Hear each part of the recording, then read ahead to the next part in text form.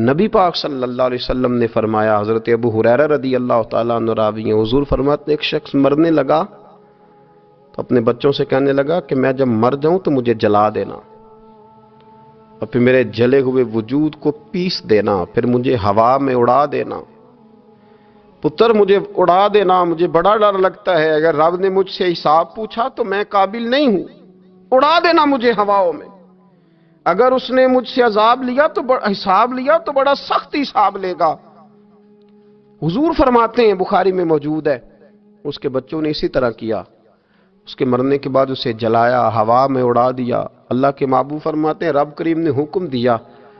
زمین کو کہ اس کے ذرات کو جمع کرو، زمین نے ذرے جمع کیے، خدا نے حکم دیا تو اس کا وجود پھر سے اسی شکل میں آیا۔ تو رب کریم نے فرمایا یہ جو تو نے وصیت کی تو کیوں کی؟ اللہ جانتا ہے کہ نہیں جانتا؟ یہ کی تو کیوں کی؟ تو رو پڑا، کہنے لگا اللہ میرے اندر تو طاقت نہیں تھی تیرے سامنے کھڑا ہو کے حساب دے سکوں، تجھے منانے کے لیے تیرے خوف سے ڈر گیا، میں ڈر گیا۔ اگرچہ ہمارے بزرگوں نے لکھا ہے کہ آج یہ وصیت کرنا، اس رنگ میں یہ طرز اختیار کرنا درست نہیں، لیکن آپ غور فرمائیے کہ نبی پاک علیہ السلام فرماتے ہیں جب اس نے کہا نا اللہ تجھ سے ڈر کے یہ کیا، تو رب کریم نے فرمایا جا پھر میں نے تیری مغفرت کر دی، کیونکہ اللہ کو پتا تھا یہ دل سے بات کر رہا ہے۔ ایک چوتھی بات میرے رسول پاک علیہ السلام نے فرمایا کہ جب رب نہ مانے تو پھر وہ کمزوروں کے صدقے مان جاتا ہے، پھر وہ ضعیفوں کے صدقے مان جاتا ہے۔ فرمایا اللہ تم سے بارشیں روکنا چاہتا ہے پر تمہارے ضعیفوں، کمزوروں، غریبوں کے صدقے، مجبوروں کے صدقے وہ تم پر بارشیں برساتا ہے۔ حضور فرماتے ہیں رباش غازا اغبر لو اقسم علی اللہ لا برا۔ کچھ ایسے لوگ ہوتے ہیں کہ ان کے بالوں میں خاک پڑی ہوتی ہے، چہروں پہ مٹی الجھے ہوئے ہوتے ہیں، لیکن اگر وہ اللہ پہ قسم کھا لیں تو اللہ ان کی قسم بھی پوری کر دیتا ہے، قسم بھی۔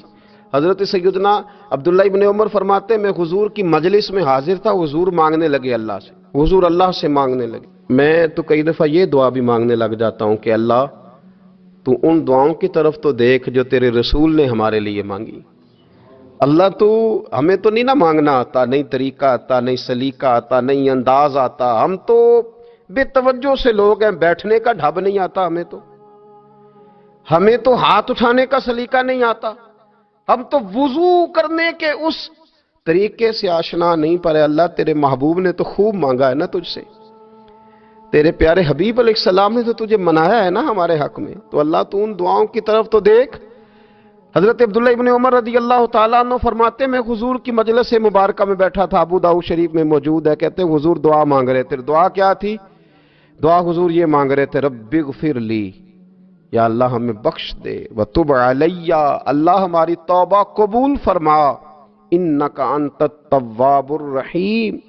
بے شک تو توبہ قبول کرنے والا اور رحم کرنے والا۔ حضور دعا مانگ رہے تھے، اے اللہ رب اغفر لی، یا اللہ ہمیں بخش دے، وتب علی، اور ہماری توبہ قبول فرما، انک انت التواب الرحیم، بے شک تو توبہ قبول کرنے والا اور رحم کرنے والا۔ حضرت عبداللہ ابن عمر فرماتے اس ایک دعا کو ایک ہی مجلس میں ایک ہی جگہ بیٹھ کر میرے نبی پاک نے اپنی زبان اطہر سے 100 مرتبہ ادا فرمایا۔ 100 مرتبہ حضور نے یہ لفظ کہے رب اغفر لی وتب علی، رب اغفر لی وتب علی، رب اغفر لی، اے اللہ بخش دے، رحم فرما، وتب علی، بس قبول کر لے نا اب ہماری توبہ، انک انت التواب الرحیم، بے شک تو توبہ قبول کر لیا کرتا ہے، تو رحم فرمایا کرتا ہے۔ ایک ہی مجلس میں 100 دفعہ حضور نے دعا مانگی، دعا مانگ کے پھر دعا مانگی، اور دعا مانگ کے پھر دعا مانگی۔ اللہ کو منایا میرے رسول پاک نے، حضور نے ہمیں بتلایا اسے مناؤ، اس کی بارگاہ عالی مرتبت میں جھکو، اور حضور نے خود بھی یہ طریقہ ہمارے سامنے بطور سنت کے چھوڑا، اور پھر نبی پاک صلی اللہ علیہ وسلم نے آگے بڑھ کے ہمیں کچھ اور باتیں بھی ارشاد فرمائی۔ حضور نے ہمیں بتلایا کہ پچھلے لوگ اپنے رب کو کیسے مناتے تھے، وہ کس طرح اس کے حضور ناز عرض کرتے تھے۔ حضور نے ہمیں اللہ کو منانے کے طریقے بھی بتلائے، فرمایا جب ماں باپ دعا مانگیں گے اولاد کے حق میں تو وہ مان جائے گا۔ حضور علیہ السلام نے فرمایا جب مسافر دعا مانگے گا تو اللہ مان جائے گا۔ فرمایا میرے رسول کریم نے کہ جب بیمار دعا مانگے گا تو اللہ مان جائے گا، اور سید عالم علیہ السلام فرمانے لگے جب تمہارے ضعیف، کمزور، مجبور لوگ دعا مانگیں گے تو اللہ مان جائے گا، اور حضور نے فرمایا جب تم فرض ادا کر کے دعا مانگو گے تو اللہ مان جائے گا، اور میرے محبوب نے فرمایا جب پچھلی رات اٹھ کے تم اس کے حضور عرض کرو گے تو وہ تمہاری دعاؤں کو قبول کر لے گا، وہ تم مان جائے گا۔ اور حضور نے ہمیں دن بتائے، فرمایا جمعے والے دن مانگنا مان جائے گا، شب قدر کو مانگ لینا مان جائے گا، شب برات میں دعائیں کرنا وہ مان جائے گا، رمضان کی راتوں میں مانگنا مان جائے گا، قرآن پاک کے ختم کے موقع پر دعا کرنا مان جائے گا۔ طریقے بتلائے۔ اب یہ ہے کہ ہم نے تو مانگنا تھا نا اس کی بارگاہ میں، ہم نے تو حاضر ہونا تھا، ہم نے تو جانا تھا، اب ہم نے آگے بڑھنا ہے، اس کے حضور عرض کرنا ہے۔ حضور نے ہمیں بتلایا، ہمارے پیارے رسول صلی اللہ تعالی علیہ وسلم نے بتلائی کہ جب انسان بہت زیادہ عاجزی کرتا ہے نا، بہت زیادہ عاجزی، تو پھر بھی اللہ مان جاتا ہے۔ جب وہ اس کے حضور بہت عجز کا اظہار کرتا ہے، بہت زیادہ عجز کا اظہار کرتا ہے، وہ ڈر جاتا ہے اس سے، وَلِمَنْ خَافَ مَقَامَ رَبِّهِ جَنَّتَانِ، فرمایا جو میرے سامنے کھڑے ہونے سے ڈرے گا میں اسے 2 جنتیں عطا کروں گا۔ حضرت بابا فرید الدین مسعود گنج شکر بابا صاحب رحمت اللہ علیہ فرماتے ہیں کہ ایک نیک نوجوان تھا، دن کو روزہ رکھتا، رات کو نماز پڑھتا، پر اللہ سے ڈرتا پھر بھی بہت ہی زیادہ تھا، بڑا ہی ڈرتا تھا۔ موت کا وقت آیا تو ماں ہی تھی بس اس کی، تو ماں سے کہنے لگا اماں تو میری ماں ہے، میرے ساتھ 3 وعدے تو کر۔ اس نے کہا پتر تو بتا، آخری ہجکی لے رہا ہے اور اس غریبنی ماں سے تو وعدہ لے رہا ہے، بتا کیا وعدہ ہے؟ تو عرض کرنے لگا اماں جب میں مر جاؤں نا تو میرے گلے میں رسی ڈال کے تو مجھے گھمانا گھر کے صحن میں، اور لوگوں کو کہنا جو رب کی نافرمانی کرے اس کا یہی حال ہوتا ہے۔ یہ اعلان کرنا جو اللہ کے نافرمان ہوں ان کا یہی اشر کیا جانا چاہیے۔ اور اماں پھر دوسرا وعدہ کر، میرا رات کو جنازہ اٹھایا جائے، میں نہیں چاہتا کہ کسی کے منہ سے یہ لفظ نکل جائیں کہ وہ دیکھو اللہ کا نافرمان جا رہا ہے، رات کو میرا جنازہ اٹھانا۔ اور اماں تیسرا میرے ساتھ وعدہ کر کہ لوگ مجھے دفن کر کے آ جائیں گے تو میری قبر پہ چلی جائے گی، عمل میرے پاس کوئی نہیں، پر مجھے لگتا ہے ماں کے قدموں کی برکت سے عرش کا مالک بھی رحم فرمائے گا۔ اماں تو وعدہ کر کہ میرے ساتھ وعدہ کر۔ بابا صاحب رحمت اللہ علیہ فرمانے لگے کہ ماں، بوڑھی ماں نے وعدہ کر لیا، کہا بیٹے ٹھیک ہے، اگر تیری یہی ضد ہے تو میں تیار ہوں۔ پھر اس نے کلمہ شہادت پڑھا، اس نوجوان کی روح پرواز کر گئی، بوڑھی ماں نے رسی منگائی تو وَلِمَنْ خَافَ مَقَامَ رَبِّهِ جَنَّتَانِ، جو ڈر جائے، اس نے تو کہا تھا نا کہ رسی ڈال کے گھمانا اور کہنا یہ اللہ کا نافرمان ہے، اس کا یہی اشر ہونا چاہیے تھا۔ لیکن جب ماں گلے میں رسی ڈالنے لگی تو گھر کے ہر کونے سے آواز آنے لگی، خبردار یہ رب کا دوست ہے، اللہ کے دوستوں کے ساتھ اس طرح کا معاملہ نہ کیا جائے، اسے چھوڑ دیا جائے۔ اور کہا تمہیں کچھ بھی اور کرنے کی ضرورت نہیں ہے، یہ تو رب کا دوست ہے اور رب کی بارگاہ میں حاضر ہو گیا۔ کہ مومن متقی ہوتا ہے نا، پرہیزگار ہوتا ہے، تو اس نے کچھ نیکیاں بھی کی ہوتی ہیں، جس طرح اسے اپنے گناہوں کا پتہ ہوتا ہے نا،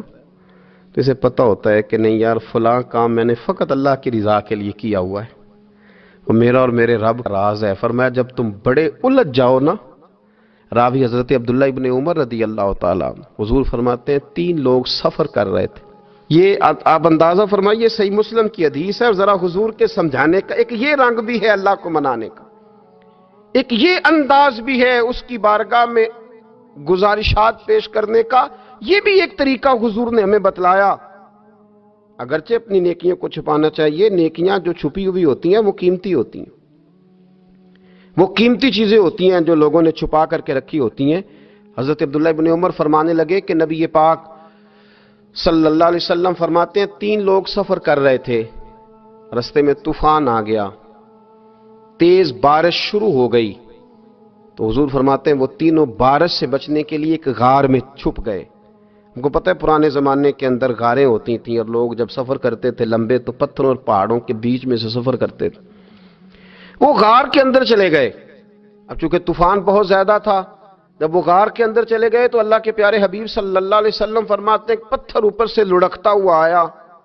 اور غار کے منہ کے آگے آ کے اس نے غار کو بند کر دیا. اب اتنا تیز اور اس مضبوطی کے ساتھ وہ پتھر لگا اور اتنا صحیح فٹ ہوا کہ اندر روشنی آنی بھی ختم ہو گئی. اب 3 لوگ ہیں. تھوڑی دیر تو وہ پریشان رہے کہ شاید اب کبھی بچ نہیں سکیں گے، شاید چاروں جانب اندھیرا ہی ہے اور اندھیرا ہی رہے گا، شاید یہاں سے نکلنے کے لیے اب ہمیں کوئی رستہ میسر نہیں آئے گا. وہ پہلے تو پریشان ہوئے، پھر کہنے لگے یار اس طرح کرو، ذرا غور کیجئے گا میری بات پہ. فرمایا اس طرح کرو، اگر کوئی زندگی میں نیکی کی ہے نا تو ذرا اس نیکی کو یاد تو کرو، اور یاد کر کے اس مالک کے حضور عرض تو کرو، وہ کریم ہے، کوئی آنکھو شاید من جاوے تے گل کم تتڑی دا بن جاوے، عرض تو کرو. ان میں سے یہ آپ اندازہ فرمائیے یہ بات بیان کون کر رہا ہے؟ یہ مدینے والے رسول بیان کر رہے ہیں، یہ نبی پاک علیہ السلام نے بیان فرمایا. یہ وہ کہانی ہے جو ہمیں ہمارے نبی پاک نے سنائی، رسول کریم علیہ السلام نے ہمیں بتلائی. یہ داستان محبت. حضور فرمانے لگے ایک نے ان میں سے ہاتھ اٹھائے اور اس نے انداز کیا چھیڑا، عرض کرنے لگا اللہ تو جانتا ہے نا میں نے بکریاں رکھی ہیں، میں غریب ہوں، مزدور ہوں، اور مالک تو یہ بھی جانتا ہے کہ میرے بچے بھی ہیں، بیوی بھی ہے، پر میں جب بھی گھر لوٹا ہوں تو دودھ میں نے بچوں اور بیوی کو پہلے نہیں دیا، بوڑھے ماں باپ کو پہلے دیا. اللہ میں نے ان کے ساتھ ہمیشہ کرم کے بازو کھول کر معاملہ کیا. وہ غار میں تنہا بیٹھے ہیں اور اپنے مالک کو منا رہے ہیں. عرض کرتے ہیں اللہ تجھے یاد ہے نا ایک رات جب میں بڑی دیر سے لوٹا تھا، لکڑیاں کاٹتے درخت تلاش کرتے مجھے دیر ہو گئی، میں دیر سے لوٹا تھا، نیت یہ کر رکھی تھی کہ دودھ سب سے پہلے ماں باپ کو پلاؤں گا. مالک جب میں لوٹا تو وہ بوڑھے تھک کر کے سو گئے تھے. میری بیوی نے مجھے کہا کہ بچوں کو پلا دو، وہ سو گئے. تو میں نے کہا نہیں، میرے ذمے ہے ان بوڑھوں کے دل کو ٹھنڈا کرنا، ان سے پیار کرنا. اللہ بیوی مانگتی رہی، بچے طلب کرتے رہے، میری ٹانگوں میں گھومتے رہے، بار بار آتے رہے، پر میں نے دودھ نہیں پلایا. اے مالک فجر ہو گئی، آفتاب طلوع ہونے کا وقت آ گیا، پر میں نے ماں باپ کے بیدار ہونے کا انتظار کیا. اے اللہ وہ جب اٹھے تو ان کی آنکھوں میں جو میرے لیے دعا تھی اور ان کے سینوں میں جو میرے لیے کرم تھا، اگر تیری بارگاہ میں وہ نیکی قبول ہے تو مالک پھر رحم فرما، نہ اس مشکل سے آسانی عطا فرما. سنو سنو، رسول کریم صلی اللہ علیہ وسلم فرماتے ہیں کہ اس بندے کی دعا مکمل ہوئی تو پتھر تھوڑا سا سرک گیا، اور اتنا سرکا کہ آسمان نظر آنے لگا. جس نے ماں باپ کو منایا ہے، ان سے پیار کیا ہے، پھر یہی بات وسیلہ بن جائے گی رب کے ماننے کا، پھر یہ وسیلہ بنے گی، اللہ اس سے مان جائے گا. پھر رسول کریم صلی اللہ علیہ وسلم فرمانے لگے، دوسرا بولا اور عرض کرنے لگا کہ اے اللہ تو جانتا ہے مجھے اپنے چچا کی بیٹی بھانے لگی تھی، میں اس کی طرف رغبت کرنے لگا تھا، اور میں نے جب اس سے جا کے ارادہ کیا کہ میں تیرا طالب ہوں تو اس نے مجھے کہا کہ پہلے 100 دینار لاؤ بانا. تو اللہ میں نے مشقت کر کے 100 دینار جمع کیے، اور جب میں پوری طرح اس پر حاوی ہو گیا، وہ میرے قبضے میں آ گئی اور گناہ کا میں نے ارادہ کر لیا، تو اس عورت کے منہ سے ایک جملہ نکلا کہ اللہ سے ڈر. اے مالک وہ میرے قبضے میں تھی، اے اللہ میں گناہ پر قادر تھا، میں چاہتا تو گناہ کر لیتا، لیکن جب اس نے تیرا نام لے کے کہا نا کہ اللہ سے ڈر، اللہ میں ڈر گیا، میں اسے چھوڑ کے آ گیا. اگر تجھے یہ بات پسند ہے تو پھر نکال دینا اس مشکل سے، پھر کر دینا کرم. اللہ میری بھی تو چڑھتی جوانی تھی نا، میں بھی تو سب کچھ کر سکتا تھا، پر تیرے لیے، تیری خاطر میں لذت گناہ سے باز رہا، تو اللہ تو رحمت فرما دے. حضور فرماتے ہیں اس کی دعا مکمل ہوئی تھی کہ پتھر تھوڑا اور سرک گیا. پھر تیسرا بولا اور اس نے بول کے کہا، اے اللہ ایک مزدور کو، ایک دیہڑی دار کو، ایک غریب کو میں نے کام پہ رکھا ہوا تھا، یہ تیرا اور میرا راز ہے اللہ۔ وہ مزدور، وہ دیہڑی دار میرے پاس کام پہ لگا تھا، کچھ چاول میں نے اس کی اجرت مقرر کر دی کہ تو کام مکمل کرے گا تو میں تجھے دوں گا، اور جب اجرت لینے کا وقت آیا تو وہ بگڑ کر ناراض ہو کر چلا گیا، میں اسے ڈھونڈتا رہا، وہ مجھے ملا نہیں، میں نے اس کے چاولوں کی قیمت کاروبار میں انویسٹ کر دی، اس کا تھوڑا سا سرمایہ پر میں نے کھایا نہیں، پھر وہ اس سے میں کاروبار کرتا رہا اور اتنا کاروبار کیا کہ بہت ساری گائیں اور ان کے چرواہے تیار ہو گئے، وہ سالوں کے بعد لوٹا، میں نے اس غریب کا مال کھایا نہیں بلکہ بڑھایا، محفوظ کر کے رکھا، وہ سالوں کے بعد لوٹا اور کہنے لگا میرا مال، تو میں نے کہا وہ ساری گائیں تیری ہیں، وہ چرواہا تیرا ہے، یہ سارا کچھ تیرا ہے۔ تو کہنے لگا تو مجھ سے مذاق کرتا ہے، میں غریب کہاں اور گاؤں اتنی بڑی گائیں کہاں، تو مذاق کرتا ہے؟ تو میں نے کہا مذاق نہیں، میں نے اپنے رب سے ڈر کے تیرے مال کی حفاظت کی، یہ تیرا ہے۔ اے اللہ میں کھا بھی تو سکتا تھا نا، پر تجھ سے ڈر کر میں نے وہ سارا محفوظ رکھا۔ اللہ اگر تجھے میری یہ ادا پسند ہے تو پھر آج مان جانا، آج راضی ہو جا۔ اللہ کے رسول فرماتے ہیں اس کی دعا مکمل ہوئی تھی کہ پتھر لڑکا اور ان کے لیے رستہ بن گیا، وہ باہر آ گئے۔ تو حضور نے ہمیں بتلایا کہ وہ تمہاری نیکیاں جو چھپی ہوئی ہیں، وہ تمہاری نیکیاں جو تم نے خالص اللہ کی رضا کے لیے کی ہیں، ان نیکیوں، ان اعمال کا وسیلہ بھی تمہارے رب کے ماننے کا ذریعہ بن جائے گا، اس کو منایا جائے، اس کی حضور حاضری دی جائے، اس سے بخشش کا سوال کیا جائے، اس کی بارگاہ میں یہ گزارش کی جائے کہ اللہ غریبوں، مجبوروں، کمزوروں اور ان لوگوں کے صدقے جو اللہ رستہ دیکھ رہے ہیں کہ رستہ کب کھلے گا، جو تیری بارگاہ کرم کے سوالی ہیں، ان کے صدقے تو رحم فرما، تو کرم فرما۔ حضرت عبداللہ ابن مبارک فرماتے ہیں، ابن قدامہ نے لکھا ہے، فرماتے ہیں بارش نہیں ہوتی تھی مکے میں، قحط پڑ گیا، تو سب لوگ مسجد الحرام سے باہر کھلی جگہ میں نکلے دعا کرنے کے لیے، سب اپنی اپنی دعائیں کر رہے تھے، تو میں تھوڑا باہر ہوا تو اچانک ایک غلام آیا، کالا سیاہ رنگ، 2 رکعتیں نماز پڑھ کے تو ہاتھ پھیلائے، تو کہنے لگا اللہ مجھے پتہ ہے یہ جو کچھ بھی ہوا ہے میری نافرمانیوں کی وجہ سے ہوا ہے، تو ناراض ہو گیا نا، تو نے بارش روک لی، تو ناراض ہو گیا نا، ہمیں سبق سکھانا چاہتا ہے نا،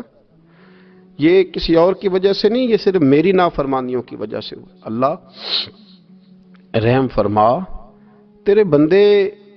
تھوڑی سی بھی سختی برداشت کرنے کی طاقت نہیں رکھتے، کمزور ہیں، ڈر جاتے، غلام ہے، دعائیں مانگ رہا۔ حضرت عبداللہ ابن مبارک فرماتے ہیں اس نے چہرے پہ ہاتھ پھیرے تو کالی گھٹائیں چھا گئی، بارش ہونے لگی، میں اس کے پیچھے گیا، اس کا گھر ڈھونڈ آیا، تعقب کیا، پیچھا کیا، گھر میں نے تلاش کر لیا، اور گھر کو تلاش کر کے جب میں واپس آیا تو میں نے حضرت فضیل بن عیاض سے ذکر کیا، تو کہنے لگے کسی طریقے سے اسے حاصل کرو۔ فرماتے ہیں میں اس کے گھر گیا، اس کے مالک نے مجھے دیکھا تو کہا عبداللہ ابن مبارک میرے گھر، اتنے بڑے ولی، اتنے بڑے درویش، اتنے بڑے محدث۔